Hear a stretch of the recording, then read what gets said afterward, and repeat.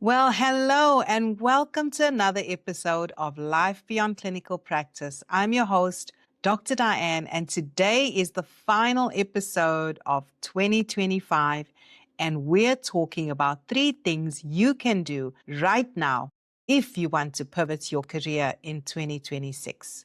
Now, let's start with the statement of fact. 2026 is around the corner.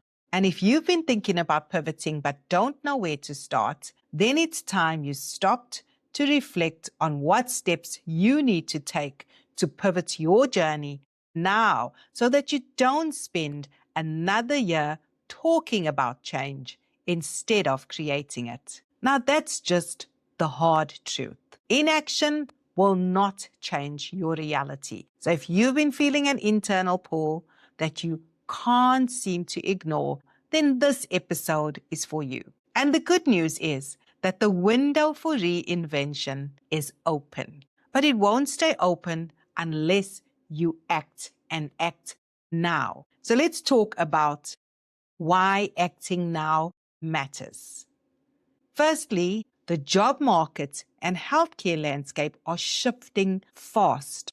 New roles, new competencies, new expectations. So the longer you wait, the bigger the opportunity cost. But even beyond that, the non-clinical space is rapidly becoming more competitive, with so many clinicians from different disciplines waking up to the fact that they can use their transferable skills elsewhere and taking steps to pursue those opportunities.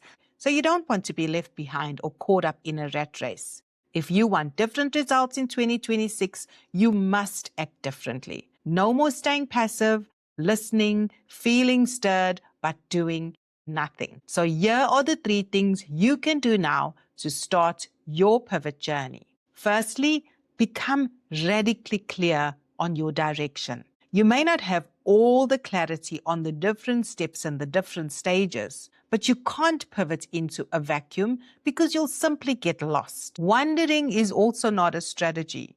You have to get clear on the direction you want to pivot in because everything else is built around that.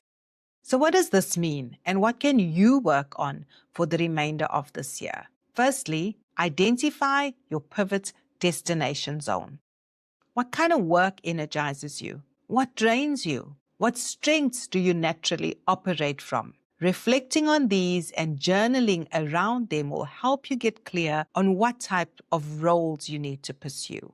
Secondly, the misalignment signs you've been trying to ignore, and journal them. Acknowledge them, confront them, and decide on action steps to change your reality so that you can move into better alignment and find greater professional fulfillment. Distinguish between the identity you've outgrown and the identity you want to step into.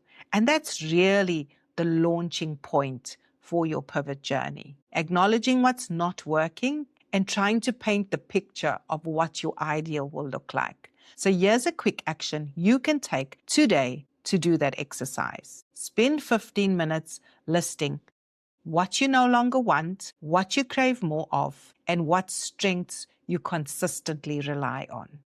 Then reflect on those and start exploring ways you can move in the direction of work that naturally energizes you. Second step is to audit and upgrade your career assets. Now, what do we mean by that? Your digital footprint is either working for you or against you. So you need to update your CV, your LinkedIn, and any portfolios you may have that reflect the future you, not the clinical box you want to leave, because that same clinical narrative will keep you stuck. Your future-facing narrative must communicate clearly what alignment, value, and readiness looks like. So a quick action here is that this week you can add 1 new positioning statement to your LinkedIn headlines, rewrite your about section, and remove outdated or irrelevant language that will keep you stuck in that old identity. Start using the language of the direction in which you want to pivot.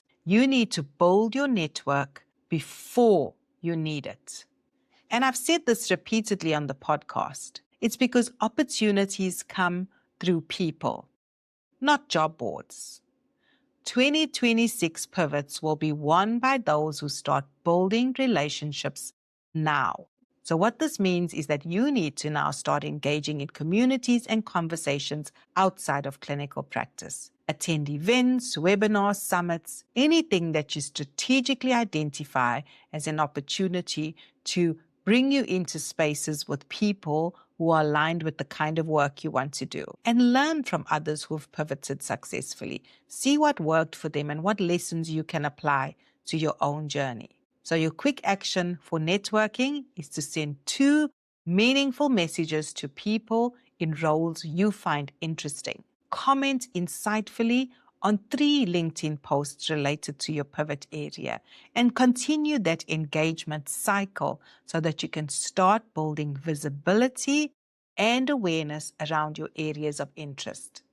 And if you don't already belong to the Life Beyond Clinical Practice community on LinkedIn, I invite you to follow our page, engage with our posts, share your thoughts, and that's really how you start intentionally building community, networking, and being an active participant in your pivot journey. We are here to serve you, but you also need to actively engage to get the full value out of what the Life Beyond Clinical Practice community can offer. And a reminder to please subscribe to our YouTube channel and share any episodes you found valuable with people in your network who can also benefit. So I hope today's episode, as the last final take-home resource for 2025, catapults you into action and that you take those quick actions to start building momentum around starting your pivot journey in 2026. And I can't wait to walk the journey with you. Until next time, happy holidays. Goodbye.